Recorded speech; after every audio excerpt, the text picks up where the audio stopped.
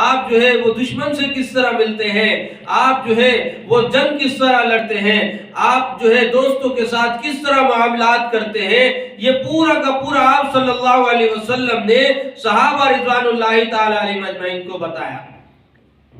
اور انہوں نے اس کے اوپر عمل کیا۔ لقد کان فی رسول اللہ اسوۃ حسنہ، کہ آپ صلی اللہ علیہ وسلم کی زندگی جو ہے وہ ہمارے لیے نمونہ ہے، کہ حضور صلی اللہ علیہ وسلم کو جب بھی کوئی اہم امر پیش آتا تو حضرت حذیفہ رضی اللہ تعالیٰ فرماتے ہیں کہ آپ نماز کی طرف متوجہ ہوتے تھے، کہ آپ کی زندگی کے اندر کامیابی ہے۔ صحابہ جو ہے وہ تمام کے تمام عالم نہیں تھے، لیکن فہم ان کو کامل ملا کہ حضور صلی اللہ علیہ وسلم کی صحبت اور معیت کی وجہ سے وہ فہم اللہ نے عطا کیا ہے۔ ہمارے حضرت والا دامت برکاتہم فرماتے ہیں کہ وہی بات یہی ہے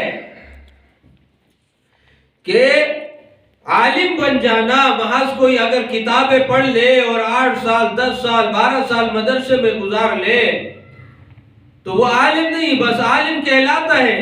مگر علم کا فہم اس کو عطا نہیں ہوتا۔ علم ہونا اور چیز ہے اور علم کا فہم ہونا ایک الگ چیز ہے، اور یہ علم کا فہم جو ہے وہ تقوی سے آتا ہے۔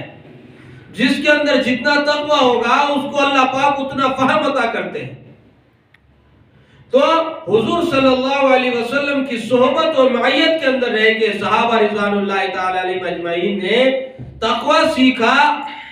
اور اللہ پاک نے ان کو فہم عطا کیا دین کا، اسی لیے وہ دین کو زیادہ سمجھتے تھے۔ کہ جب حضرت عبداللہ بن مسعود رضی اللہ تعالیٰ سے کسی نے سوال کیا کہ آپ صلی اللہ علیہ وسلم جمعے میں خطبہ بیٹھ کر دیتے تھے یا کھڑے ہو کر، تو آپ نے فرمایا کہ تم نے آیت نہیں پڑھی وَإِذَا تَرَكُوكَ قَائِمًا،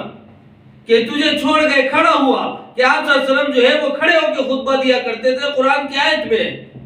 تو اللہ نے ان کو فہم دیا تھا۔ حضرت علی رضی اللہ تعالیٰ کے پاس ایک شخص آیا اور سوال کیا کہ حضرت کہ کون سے جانور بچے دیتے ہیں اور کون سے انڈے دیتے ہیں، تو آپ نے ان کو کہا کہ جس کے کان باہر ہو وہ جو ہے بچے دیتا ہے، اور جس کے کان باہر نہ ہو وہ انڈے دیتا ہے۔